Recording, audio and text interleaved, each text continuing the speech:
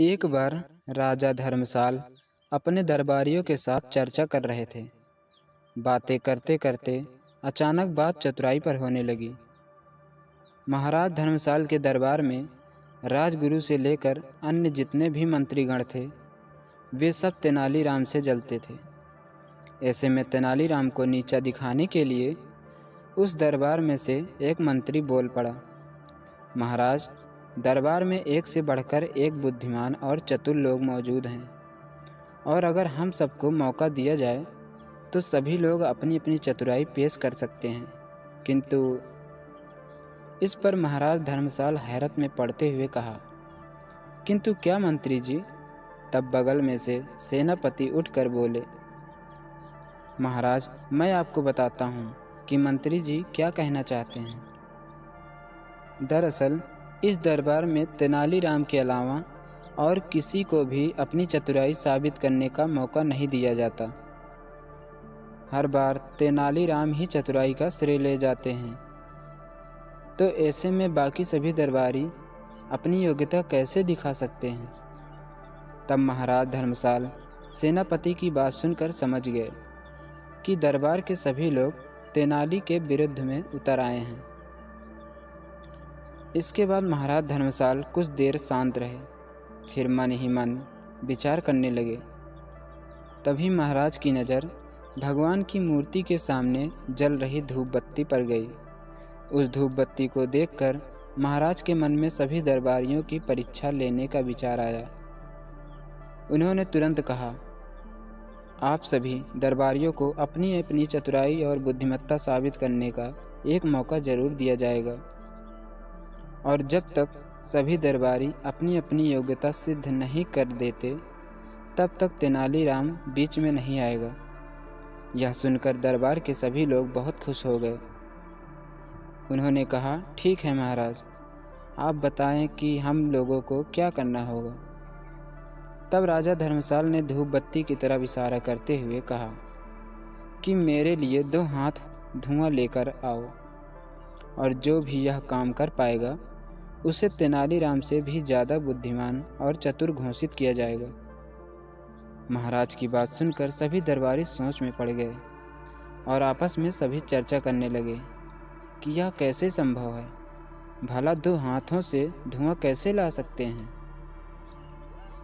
तब सभी ने अपनी अपनी कोशिश और आजमाइश की, परंतु जैसे ही धुएं को हाथ में पकड़ते, वैसे ही वह धुआं हाथ से बाहर हो जाता। इस तरह सभी दरबारी कोशिश करके हार मान ली।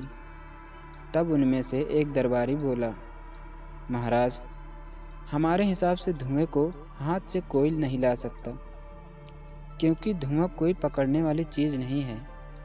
हाँ, अगर तेनालीराम ऐसा कर पाए तो हम तेनालीराम को अपने से ज़्यादा चतुर और बुद्धिमान समझेंगे, लेकिन अगर वह ऐसा नहीं कर पाए तो उन्हें भी हमारे जैसा ही समझना होगा।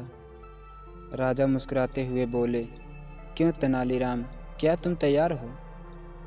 इस पर तेनालीराम ने सिर झुकाते हुए कहा, महाराज, मैंने हमेशा आपके आदेश का पालन किया है, इस बार भी जरूर करूँगा। इसके बाद तेनालीराम ने एक सेवक को बुलाया और उसके कान में कुछ कहा। उनकी बात सुनकर सेवक बाहर चला गया। यह सब देखकर दरबार में चुप्पी छा गई।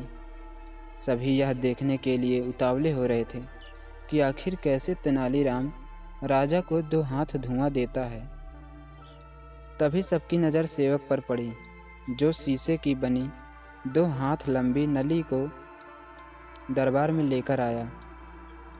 तब तेनालीराम ने उस शीशे की नली का मुंह धूप बत्ती से निकलते हुए धुएं पर लगा दिया।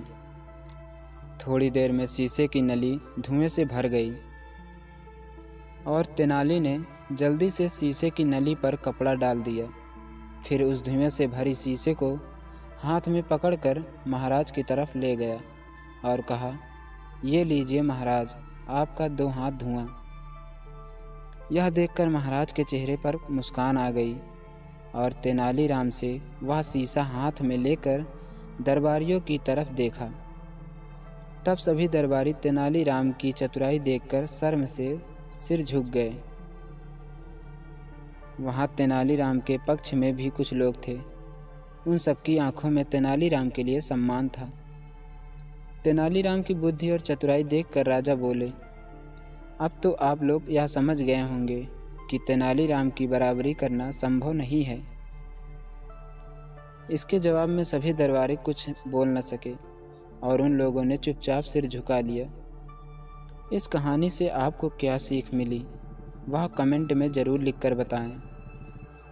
मेरे प्यारे दोस्तों, अगर यह कहानी आप सबको थोड़ी भी अच्छी या इस कहानी से थोड़ा भी सीख मिली हो तो मेरे इस चैनल को सब्सक्राइब करें और साथ में ही बगल में दिख रहे घंटी को ज़रूर दबाएं ताकि ऐसी शिक्षा और ज्ञान देने वाली मज़ेदार वीडियो आप तक पहुंचती रहे।